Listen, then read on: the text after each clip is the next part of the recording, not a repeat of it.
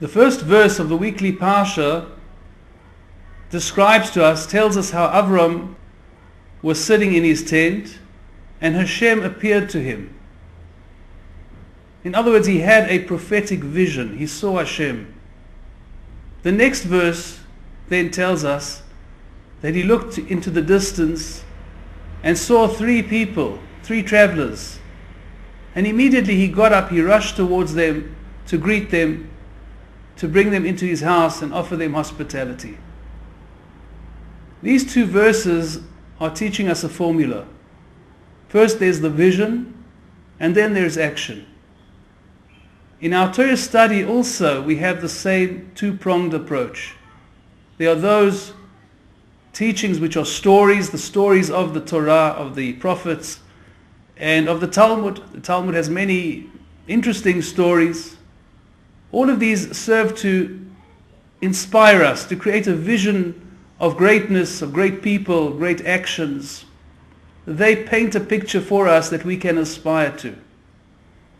And then the second section of our Torah study is practical laws, the details of the laws, what we have to do, the performance we expected, the habits we should adopt, the different forms of action we need.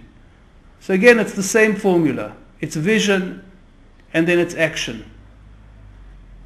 This itself can be very useful to us in our lives, because often we find that we have tasks to do, jobs to do, different activities that we have to carry out, and they're very tiresome, they're very boring, they're very uninspiring.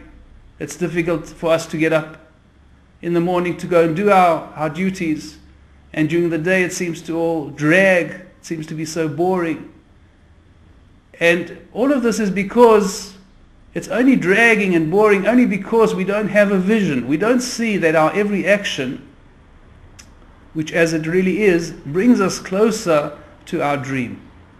If we can see every single action, every single movement, every step we take, every ride we ride, is all bringing us closer towards our dream, our aspiration, our vision, so then it's exciting. Then it's necessary. Then it has meaning. It's meaningful. And we can do it. Of course we can do it with joy. We'll do it happily, because all of this is bringing us closer to our vision. This is the important idea. We have to have this picture. We have to create this picture and then see how, and then use it to motivate ourselves in our action, and have every action bringing us closer to our vision. A further point, a final point, is that obviously, besides the fact that the vision should be as clear as possible, crystal clear, it should sparkle. We should see this future. We should see this greatness before us in sparkling color. Besides that, we also have to enlarge on the vision. It has to mature. It has to change. It has to develop as our own thinking matures and develops, as we ourselves grow. And we do grow through our actions. We can become and we do become better people. So too the vision also has to become wider and larger and taller. It has to expand. And in this way, we are always going from the one to the other. We go from vision to action. And then the minute we're feeling a little bit tired, a little bit weary, so then again we focus on the vision.